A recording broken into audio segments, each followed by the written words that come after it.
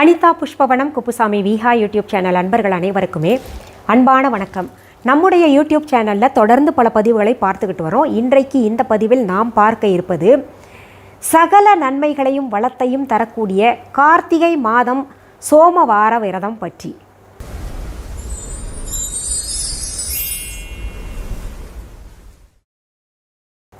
அதற்கு முன்பாக இன்றைக்கு பிறந்தநாள் மற்றும் திருமண நாள் காண இருக்கின்ற அனைவருக்குமே என்னுடைய வாழ்த்துகள். உங்களுடைய வாழ்க்கையில் நீங்கள் அனைத்து நலங்களும் வளங்களும் கிடைக்கப்பெற்று நீடூழி வாழணும்னு நான் இறைவன்கிட்ட பிரார்த்திக்கிறேன். இந்த காணொளியை காண்கின்ற அனைவருக்குமே இந்த நாள் இனிய நாளாக அமையட்டும். சோமவார விரதம் என்பதே மிகவும் சிறப்பான ஒரு விரதம்.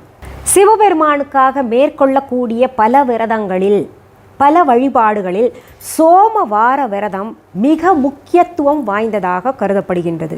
சிவபெருமானுக்கு மிகவும் பிடித்த விரதம் வழிபாடுன்னு கூட சொல்லலாம். இந்த சோமவார விரதத்தை கடைபிடித்து நற்பலன்கள் கண்டவர்கள் அநேகம் பேர். நம்ம கடந்த சில ஆண்டுகளாக இந்த சோமவார விரதத்தை பற்றியும் சொல்லிக்கிட்டு வர்றோம். நம்ம யூடியூப் சேனலில் பார்த்துருக்கீங்க. அந்த விரதத்தை மேற்கொண்டு எனக்கு இந்த பிரச்சனை இருந்தது, கணவன் மனைவி பிரச்சனை இருந்தது, குடும்பத்தில் ஒற்றுமை இல்லாமல் இருந்தது, இந்த விரதத்தை மேற்கொண்ட பின்னாடி நாங்கள் இன்றைக்கி நல்லா இருக்கோம் அப்படின்னு பலர் கமெண்ட்ஸில் போட்டிருக்கீங்க. அவ்வளவு சக்தி வாய்ந்த ஒரு விரதம். இந்த சோமவார விரதம் எதற்கு எல்லாம் மேற்கொள்ளணும் அப்படின்னு கேட்டிங்கன்னா, மகப்பேறு, மணப்பேறு, கணவன் மனைவி ஒற்றுமை, குடும்ப ஒற்றுமை, கணவன் நோய் நொடி இல்லாமல் நீண்ட ஆயுட்காலம் வாழ்வதற்கு, பிரிந்த கணவன் மனைவி ஒன்று சேர்வதற்காக, நல்ல வரன் அமைய, இதற்கெல்லாம் இந்த சோமவார விரதத்தை மேற்கொள்ளலாம். அவ்வளவு சக்தி வாய்ந்த விரதம். ஒவ்வொரு கிழமையும் ஒவ்வொரு தெய்வத்திற்கும் உகந்ததாக கருதப்படுகின்றது. இந்த சோமவாரம் என்பது தமிழில் சொல்லணுன்னா திங்கட்கிழமை. சாதாரண நாள்களிலேயே திங்கட்கிழமை என்று வந்துவிட்டாலே சிவபெருமானுக்குரிய வழிபாட்டு நாளாக நம்ம சிறப்பாக கருதுகிறோம். கோவிலாகட்டும் வீட்டிலையாகட்டும் அந்த மாதிரி நினச்சிக்கிட்டு சிவபெருமானை வழிபடுவது வழக்கம். இதிலேயும் இந்த சோமவார விரதம் என்பது மகேஸ்வரனுக்கே உரிய சிறப்பான விரதம். அதிலும் குறிப்பாக இந்த கார்த்திகை மாதத்தில் வரக்கூடிய சோமவார விரதத்திற்கு அதிக சக்தி இருக்குது, அதிக விசேஷம் வாய்ந்ததாக கருதப்படுகின்றது. இந்த கார்த்திகை மாதத்தில் வரக்கூடிய சோமவார விரதத்தை யார் ஒருவர் தொடர்ந்து 12 ஆண்டுகள் கடைபிடிக்கிறார்களோ அவர்களுக்கு பூலோகத்திலே சகல நன்மைகளும் மகிழ்ச்சியும் நல்ல பெயர் புகழ் அனைத்தும் கிடைக்கப்பெற்று நிறைவான வாழ்க்கையை வாழ்வார்கள். அதே போல் பேருலகம் இருக்கு இல்லையா, அங்கே பார்த்திங்கன்னா முக்தி கிடைக்கப்பெற்று இறைவனடியை சேர்வார்கள். அதனால் இந்த சோமவார விரதத்தை தொடர்ந்து 12 ஆண்டுகள் மேற்கொள்ளணும். இடையில் ஏதாவது தடைபட்டு போச்சுன்னா கூட அதற்கு அடுத்த ஆண்டு அதை தொடர்ந்து கடைபிடிச்சிக்கிட்டு வரணும். எதிர்பாராத விதமான தடங்கல்கள் ஏற்படுவது அது வழக்கம். அது எல்லாம் கணக்கில் நம்ம எடுத்துக்கக்கூடாது. அதற்கு பிறகு பார்த்திங்கன்னா நம்ம தொடர்ந்து 12 ஆண்டுகள் எடுத்துக்கொள்ளலாம். இப்படி சோமவார விரதத்தை மேற்கொள்கிறவர்கள் கார்த்திகை மாதத்தில் வரக்கூடிய அனைத்து திங்கட்கிழமைகளையும் இந்த விரதத்தை மேற்கொள்ளணும். ஆண்கள் பெண்கள் யார் யார்னாலெல்லாம் முடியுதோ அவங்களெல்லாம் இந்த சோமவார விரதத்தை மேற்கொள்ளலாம். அப்படி மேற்கொள்ளணும்னு நினைக்கிறவங்க திங்கட்கிழமை, அதாவது கார்த்திகை மாதத்தில் வரக்கூடிய திங்கட்கிழமைகளில் அதிகாலையிலேயே எழுந்து தலைக்கு நீராடிக்கிட்டு வீட்டிலே பூஜை செய்துட்டு, அதாவது வீட்டிலே விளக்கு ஏற்றிவிட்டு பக்கத்தில் சிவன் கோவில் இருந்ததுன்னா அங்கே போயிட்டு வரலாம். காலையில் முடியல அப்படின்னு நினைக்கிறவங்க மாலையில் பூஜையை வீட்டில் முடித்த பின்னாடி கூட போயிட்டு வரலாம். அந்த பிரதோஷ காலம் இருக்கு இல்லையா, அந்த நேரத்தில் போய்கிட்டு வரலாம். திங்கட்கிழமை பிரதோஷ காலம் சிறப்பு வாய்ந்ததாக இருக்கும். கூடுதல் வழிபாடுகள் நடக்கும். அதுவும் இந்த கார்த்திகை மாதத்தில் இன்னும் சிறப்பான வழிபாடுகளே நடக்கும். அப்படி காலையில் எழுந்து வழிபாடு மேற்கொள்கிறவர்கள் என்ன பண்ணணும்னா, பூஜை அறையில் சுத்தப்படுத்திக்கிட்டு கோலம் போட்டுக்கிட்டு ஒரு மனையில் சிவன் பார்வதி தேவி 2 பேரும் இருக்கக்கூடிய படத்தை தான் வைக்க வேண்டும். சிகப்பு துணியை விரிச்சுக்கோங்க அல்லது மஞ்சள் துணியை விரிச்சுக்கிட்டு அந்த படத்தை வைங்க. சிலை இருந்ததுன்னா அதையும் வச்சுக்கோங்க. பிள்ளையாரை வணங்கிக்கிட்டு குலதெய்வத்தை வணங்கிக்கிட்டு அந்த பூஜை ஒரு வாரம் தொடங்குறீங்கள்ல, அந்த மாதம் முழுவதும் சிறப்பாக அந்த பூஜை நடைபெறணும்னு வேண்டிக்கோங்க. நம்ம பிள்ளையார்கிட்டையும் குலதெய்வத்துக்கிட்டையும் எந்த தடங்களும் இல்லாமல் நடக்கணும்னு வேண்டிக்கிட்டு உங்களுடைய வேண்டுதல்கள் அத்தனையுமே நிறைவேறணும்னு சிவபெருமான் கிட்ட வேண்டிக்கிட்டு அந்த பூஜையை மேற்கொள்ளலாம். அப்படி கார்த்திகை சோமவார விரதத்தை மேற்கொள்கிறவர்கள் அன்றைக்கு விரதம் இருக்கணும். அதாவது உபவாசம் இருக்கணும். அன்றைக்கி முழுவதுமே ஒன்றுமே சாப்பிடாமல் இருக்கிறவங்களும் இருக்கிறாங்க. அது கடுமையான விரதம். சிலரெல்லாம் பார்த்திங்கன்னா அந்த காலத்தில் தண்ணி கூட பல்லில் படாமல் பார்த்துப்பாங்க. இந்த ஏகாதசி விரதம் எவ்வளவு கடுமையாக இருக்குமோ அந்த மாதிரி இந்த சோமவார விரதத்தை கடைபிடித்தார்கள். இப்போது அந்த மாதிரி முடியாது. அந்த காலத்தில் ஒரு இடத்துல உட்காந்துக்கிட்டு பூஜையறையில் உட்காந்துக்கிட்டே ஜபமாலை, அதாவது ருத்ராட்ச மாலையை வச்சுக்கிட்டு ஓம் நம சிவாயன்ற மந்திரத்தை சொல்லிக்கிட்டே இருந்தாங்க. ஆனால் இப்போது நம்ம நிறைய பறக்க நிறைய வேலைகளை பார்க்குறோம். நம்முடைய வேலை பளுவை குறைக்கிறதுக்கு எத்தனை மெஷின்ஸ் வந்தால் கூட பரபரப்பாக தான் வாழ்ந்துக்கிட்டு இருக்கோம். வேலை இருந்துக்கிட்டே இருக்குது. அதனால் ஒரு இடத்துல உட்கார முடியாது. வேலை செய்கிறனால கொஞ்சம் பசி எடுக்கத்தான் செய்யும். அப்போ என்ன பண்ணணும், நம்ம லிக்விடாக ஏதாவது சாப்பிட்டுக்கலாம். ஜூஸ் சாப்பிட்டுக்கலாம், பால் சாப்பிட்டுக்கலாம், பகவானுக்கு படைச்ச பழங்கள் சாப்பிட்டுக்கலாம். அவருக்கு என்ன வைக்கிறீங்களோ நீங்கள் நைவேத்தியமாக. இதில் நீங்கள் பொதுவாகவே நான் ஒன்று சொல்லுவேன், விரதங்கள் அப்படின்னு இருந்ததுன்னா எந்த விரதமாக இருந்தாலும் பொரியவல் கடலை நம்ம தாராளமாக சாப்பிட்லாம். ஜவ்வரிசியில் சமைச்ச உப்மாவை கிளறி சாப்பிட்லாம். இந்த திட உணவாக எடுத்துக்கிட்டிங்கன்னா ஜவ்வரிசி உப்புமா சாப்பிட்றது ரொம்ப ரொம்ப சிறப்பு. அது எதுக்குன்னு நான் பின்னால் உங்களுக்கு ஒரு பதிவாக தர்றேன். ஜவ்வரிசியில் உருளைக்கிழங்கும் சேர்த்துப்பாங்க, சீக்கிரத்தில் டைஜஸ்ட் ஆகணும் அப்படின்னு. அந்த காலத்தில் பெரியவங்கள்லாம் அப்படி தான் செஞ்சுக்கிட்டு வந்திருக்காங்க. நீங்கள் இப்போது அந்த மாதிரி ஜவ்வரிசி உப்புமாவை செஞ்சு சாப்பிட்டுக்கோங்க. அப்படி இல்லையா, பழங்கள் ஏதாவது வச்சுருந்தீங்கன்னா சுவாமிக்கு படைக்கிறதுக்கு அந்த பழங்கள் பிரசாதமாக எடுத்துக்கிட்டு சாப்பிட்டுக்கலாம். இப்படி ஒரு வேளை தான் சாப்பிடணும், பசிக்கும் போதெல்லாம் சாப்பிடக்கூடாது. அடுத்தது, இந்த கார்த்திகை மாத சோமவார விரதம் மேற்கொள்கிறவர்கள் என்ன பண்ணணும்னா, பூஜை அறையில் சிவபெருமான் படம் வைத்து அவருடைய நாமத்தை ஓம் நம சிவாய என்ற நாமத்தை உச்சரிக்கும் பொழுது வில்வம் கிடைச்சா, 3 இலை இருக்கக்கூடிய வில்வம் கிடைச்சதுன்னா அந்த வில்வ இலைகளை வைத்து 108 முறை அல்லது 1008 முறை அந்த வில்வ இலைகள் கொண்டு சிவபெருமானுக்கு அர்ச்சனை செய்யணும். இப்படி அர்ச்சனை செய்வதனால யம பயம் நீங்கும். அதாவது மரண பயம் நீங்கும், மரணம் சீக்கிரத்தில் நெருங்காது. அதற்கடுத்தது, குடும்பத்தில் எந்த உறவு பிரிந்திருந்தாலும் அவர்களெல்லாம் சேர்வார்கள். கணவன் மனைவி உறவு, இல்லை அம்மா பொண்ணு, இல்லை அம்மா பையன், இல்லை அக்கா தங்க, அண்ணன் தங்க, இந்த மாதிரி ஏதாவது உறவு பிரிஞ்சுக்கிட்டு தவிச்சுக்கிட்டு இருக்கிறீங்கன்னா, ஒன்று சேரணும்னு வாய்ப்பு பார்த்துக்கிட்டு இருந்தீங்கன்னா இந்த கார்த்திகை மாத சோமவார தினத்தன்று வில்வ இலைகள் கொண்டு அர்ச்சனை செய்யலாம். வில்வ இலைகள் இல்லையா, அதுக்காக கவலையே படாதீங்க. ருத்ராட்ச மாலை கொண்டு சிவபெருமானுடைய நாமங்கள் சொல்லிக்கிட்டு சிவபெருமானையே மனத்திலே இருத்தி பூஜை செய்யலாம். அப்படியும் இல்லை, ருத்ராட்ச மாலையும் இல்லை அப்படின்னு நினைக்கிறவங்க வெறுமனே கண்களை மூடிக்கொண்டு ஓம் நம சிவாய என்கின்ற மந்திரத்தை மட்டுமே சொல்லிக்கிட்டுருங்க. அது எண்ணிக்கை தேவையில்லை. ஏன்னா அதில் பூஜையில் ஈடுபட்டுட்டோன்னு வைங்களேன், எண்ணெல்லாம் முடியாது. அதனால் அப்படி தேவையில்லை. இந்த வில்வ இலைகள் அதெல்லாம் வச்சு அர்ச்சனை பண்ணும்போது தான் அப்படி எண்ணிக்கை கொண்டு பண்ணணும்னு நான் சொன்னேன். இப்படி அர்ச்சனை செய்வதனால சகல நன்மைகளும் நமக்கு கிடைக்கும். இன்னது கிடைக்கும், இன்னது இல்லை அப்படின்றதே இல்லை. நம்ம வேண்டுகோளில் நியாயம் இருக்கும் பட்சத்தில் அனைத்துமே கிடைக்க பெற்று ஒரு நல்ல வாழ்க்கையை, மனநிறைவான வாழ்க்கையை வாழ்வோம்.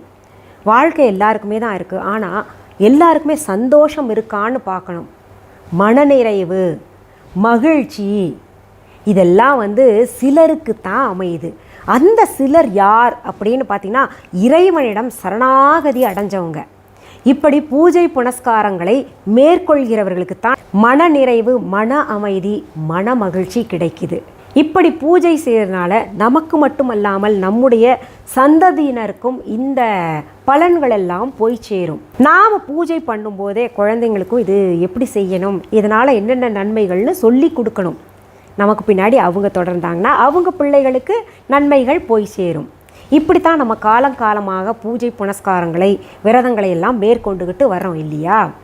இதில் ரொம்ப முக்கியமானது சொல்கிறேன், வரன் தள்ளிக்கிட்டே போகுது, 36 வயசாச்சு, சரியான வரனே அமையலை அப்படின்னு நினைக்கிறவங்க இந்த கார்த்திகை மாதம் சோமவார விரதத்தை மேற்கொண்டுக்கிட்டு வாங்க. கட்டாயம் நல்ல வரன் கிடைப்பார். நீங்கள் நினைத்ததற்கும் மேலாக உங்களை நல்லா பார்த்துக்கிற, அதாவது ஆணும் இருக்கலாம் இந்த விரதத்தை, பெண்களும் இருக்கலாம், வழிபாடு 2 பேருமே மேற்கொள்ளலாம். துணை சிறப்பாக அமைவார்கள், நல்ல வாழ்க்கை அமையும். விரதம் மேற்கொள்ள முடியும்னு நினைக்கிறவங்க விரதத்தை மேற்கொண்ட பின்னாடி விரதத்தை எப்பொழுது துறக்க வேண்டும் அப்படின்னு பார்த்தீங்கன்னா, விரதம் மேற்கொண்ட நாள் வீட்டிலே சிவபெருமானுக்கு வழிபட்டு மாலை நேரத்திலே அல்லது காலை நேரத்தில் சிவாலயங்களுக்கு சென்று சிவபெருமானை தரிசனம் செஞ்ச பின்னாடி அடுத்த நாள் காலையில் தான் இந்த விரதத்தை முடிக்க வேண்டும். அதாவது பாரணை செய்யணும். அடுத்த நாள் காலையில் எழுந்துட்டு அவசர அவசரமாக பிரியாணி போல் ரொம்ப கனமான உணவை சாப்பிட்றாதீங்க. அப்படி சாப்பிடவும் கூடாது. அதனால் நம்ம அடுத்த நாளும் போய் சிவாலயத்துக்கு சிவபெருமானை தரிசனம் செய்துட்டு வந்த பின்னாடி அங்கே இருக்கக்கூடிய சிவனடியார்களுக்கு தன்னால் இயன்ற உணவு கொடுக்கணும். பணமாக கொடுக்காமல் உணவாக கொடுக்கலாம், பழம் வாங்கி கொடுக்கலாம். இந்த மாதிரி கொடுத்து விட்டு வீட்டுக்கு வந்த பின்னாடி சாப்பாடு சாப்பிடணும். மிதமான சாப்பாடு, லிக்விட்லேருந்து ஆரம்பித்து அப்புறம் மதிய பொழுதில் கொஞ்சம் சோறெல்லாம் எடுத்துகிட்டு கொஞ்சம் கனமாக சாப்பிட்டு அப்புறம் இரவு பொழுதில் வழக்கமாக என்ன சாப்பிட்றீங்களோ அந்த மாதிரி சாப்பிட்டுக்கோங்க. பொதுவாகவே ஒரு நாள் பட்டினி இருந்தாலே நிறைய பேருக்கு அடுத்தது ஏதாவது கொஞ்சம் காரசாரமாக நல்ல ஒரு கட்டணும் அப்படின்னு நினைப்பாங்கல்ல. அந்த மாதிரியெல்லாம் விரதம் முடித்த பின்னாடி செய்யக்கூடாது. அதில் கவனமாக இருங்க. விரதத்திற்கு முன்பும் பின்பும் தீய பழக்கங்கள் இருந்ததுன்னா, அதாவது சிகரெட் பிடிக்கிறது, மது அருந்துவது, அதெல்லாம் அசைவம் சாப்பிட்றது, அதெல்லாம் இருந்ததுன்னா 2-3 நாள்களுக்கு முன்னாடியே தவிர்த்து விட்டு, இல்லை விரதம் மேற்கொள்கின்ற நாளாவது கட்டாயம் தவிர்க்க வேண்டும். அப்போது தான் பார்த்திங்கன்னா அதற்குரிய பலன்கள் முழுமையாக கிடைக்கும். இதை மனதில் கொண்டு நீங்கள் வேண்டுகின்ற வேண்டுகோள்கள் வைத்து இந்த சோமவார விரதங்களை இந்த மாதத்தில், கார்த்திகை மாதத்தில் எத்தனை திங்கட்கிழமைகள் வருதோ அத்தனை திங்கட்கிழமையும் நீங்கள் விரதத்தை மேற்கொள்ளலாம். இதில் ஏதோ ஒரு திங்கட்கிழமை 2 திங்கட்கிழமை விரதம் மேற்கொள்ள முடியல, சூழ்நிலை அந்த மாதிரி அமைஞ்சிருச்சு, பீரியட்ஸ் ஆயிடுச்சு, இல்லை வேறு ஏதோ ஒரு தடங்கள் வந்துருச்சுன்னா அதை தவிர்த்து கொள்ளலாம். இப்போ பீரியட்ஸ் டேஸ்லேயும் பார்த்தீங்கன்னா விரதத்தை மேற்கொள்வதில் தவறு கிடையாது. சயின்ஸ் படி பார்க்கணுன்னா பீரியட்ஸ் நாளில், அதாவது மாத விளக்கு நாள்களில் கொஞ்சம் கண்ட்ரோல் பண்ணி தான் நம்ம சாப்பிட்ணும். ஸ்பைசி ஃபுட்டெல்லாம் சாப்பிடக்கூடாது. அதனால் விரதம் மேற்கொண்டு பூஜை அறைக்குள்ளே தான் போகக்கூடாது. நம்ம சுவாமிக்குரிய பிரசாதங்கள் தான் தயாரிக்கக்கூடாது. மற்றபடி பார்த்திங்கன்னா வெளியில் இருந்துக்கிட்டே விரதத்தை மேற்கொள்ளலாம். சிவபெருமானுடைய நாமங்களை சொல்லிக்கிட்டே இருக்கலாம். அதற்கு கட்டாயம் பலன்கள் கிடைக்கும். இது இயற்கையானது மாத விளக்கெல்லாம். அதனால் நம்ம கோவிலுக்கோ பூஜை அறைக்கு மட்டும்தான் போகக்கூடாது. ஒரு இடத்துல உட்காந்துக்கிட்டு இறை நாமத்தை சொல்கிறோம்ல, நம்ம விரதம் மேற்கொண்டு வழிபாடு செய்வதற்குரிய பலன்கள் கட்டாயம் நமக்கு கிடைக்கும். அதனால் மற்றபடி தீட்டு வீட்டுக்கெல்லாம் போயிட்டு வந்தீங்கன்னா இந்த விரதத்தை அந்த ஒரு வாரம் விட்டுருங்க, அடுத்த வாரம் செஞ்சுக்கலாம். இந்த சோமவார விரதத்தை கார்த்திகை மாதத்திலிருந்து தொடங்கி 12 ஆண்டுகள் தொடர்ந்து செய்கிறவங்களுக்கு முக்தி கிடைக்கும். வாழ்கின்ற நாள்களில் ராஜபோக வாழ்க்கையை வாழ்வார்கள். சரி, இந்த விரதத்தை மேற்கொண்டு வேண்டுகோள்கள் வைத்தவர்களுக்கு வேண்டுகோள்கள் நிறைவேறணும். இந்த வழிபாடு எந்த தங்கு தடையுமின்றி சிறப்பாக நீங்கள் செய்து முடிக்கணும்னு நான் சிவபெருமான்கிட்டையும் அந்த பார்வதி தேவிகிட்டையும் வேண்டிக்கிறேன். இந்த சிவபெருமான் பார்வதி தேவி படத்தை ஒற்றுமையாக வைத்து நீங்கள் பூஜை செய்யுங்க. அப்போ தான் பலன்கள் நல்லா கிடைக்கும். இந்த பதிவை உங்களுடைய ஃப்ரெண்ட்ஸ் ரிலேட்டிவ்ஸ்க்கெல்லாம் ஷேர் பண்ணுங்கள். இந்த பதிவை முடிப்பதற்கு முன்பாக நம்ம விஹா ஆன்லைன் பற்றி சொல்கிறேன். விஹா ஆன்லைன் என்பது எங்களுடைய ஆன்லைன் ஷாப். இதுவரைக்கும் யாராவது விஹா ஆன்லைன் ஷாப்பிங் ஆப்பை டவுன்லோட் பண்ணலைன்னா உடனே ப்ளே ஸ்டோர், ஆப் ஸ்டோருக்கு போயிட்டு டவுன்லோட் பண்ணிக்கோங்க. அதற்கான ஸ்பெல்லிங் டிஸ்கிரிப்ஷன் பாக்ஸ்லேயும் இருக்குது, தம்ப்நெயிலையும் கொடுத்துருக்கோம், பார்த்துக்கோங்க. VIHA விஹா ஆன்லைன், ONLINE இருக்கும், பார்த்துக்கோங்க.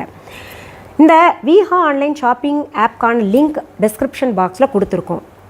இது தவிர viha.online என்கின்ற இ-காமர்ஸ் வெப்சைட்டும் வச்சுருக்கோம். நிறைய புதிய பொருள்கள் நாங்கள் தினமுமே அப்லோடு செஞ்சுக்கிட்டு இருக்கோம். தரமான பொருள்கள் போய் பார்த்து தெரிஞ்சுக்கோங்க. சரி, நேரில் பொருள்கள் பார்த்து வாங்கணும் அப்படின்னு நினைக்கிறவங்க சென்னை ராஜா அண்ணாமலைபுரத்தில் இருக்கக்கூடிய எங்களுடைய விஹா ஷாப்க்கு வாங்க. அதற்கான ஃபோன் நம்பர், அட்ரஸ் அனைத்துமே viha.online இ-காமர்ஸ் வெப்சைட்லேயும் விஹா ஆன்லைன் ஷாப்பிங் ஆப்லேயும் கொடுத்துருக்கோம், பார்த்துக்கோங்க. அது தவிர கூகுள் மேப்ஸ்லேயும் இருக்குது, அதை ஃபாலோ பண்ணிக்கிட்டு வாங்க. எங்களுடைய விஹா ஷாப்கான கிளைகள் வேறு எங்கேயுமே கிடையாது. என்னுடைய பெயர், புகைப்படம், வீடியோவை பயன்படுத்திக்கிட்டு விஹா ஆன்லைன் ஷாப்புடைய பொருள்கள் தாங்க இங்கே கொடுத்துட்ருக்கோம் அப்படின்னு யாராவது சொன்னாங்கன்னா அது முற்றிலும் தவறான செய்தி. சரி, மீண்டும் அடுத்த பதிவில் வேறு ஒரு நல்ல தலைப்போட உங்களெல்லாம் சீக்கிரத்தில் சந்திக்கிறேன். அது வரைக்கும் நன்றி, வணக்கம். அன்பான வாடிக்கையாளர்களே, உங்கள் விஹா ஸ்டோரில் பூஜை பொருட்கள், சிலைகள், ராசிக்கற்கள், வாஸ்து பொருட்கள், விதைகள், பாரம்பரிய அரிசி வகைகள், சிறுதானியங்கள், ஆர்கானிக் பொருட்கள், மூலிகை எண்ணெய், மளிகை பொருட்கள், மரச்செக்கு எண்ணெய், மரப்பொருட்கள், வெள்ளி ஆபரணங்கள், கிஃப்ட் ஆர்டிகல்ஸ், காட்டன் மற்றும் பட்டு புடவைகள், காட்டன் சுடிதார்கள், பட்டு பாவாடை, குழந்தைகளுக்கான விளையாட்டு பொருட்கள், ஹை குவாலிட்டி இமிடேஷன் நகைகள், வீட்டு உபயோக பொருட்கள், ஜூட் பேக்ஸ், ஹேண்ட்மேட் சோப்ஸ், அழகு சாதன பொருட்கள், சிறுதானிய பிஸ்கெட்டுகள், ஹோம் அப்ளையன்சஸ், இன்னும் பற்பல பொருட்கள் விற்பனைக்குள்ளது.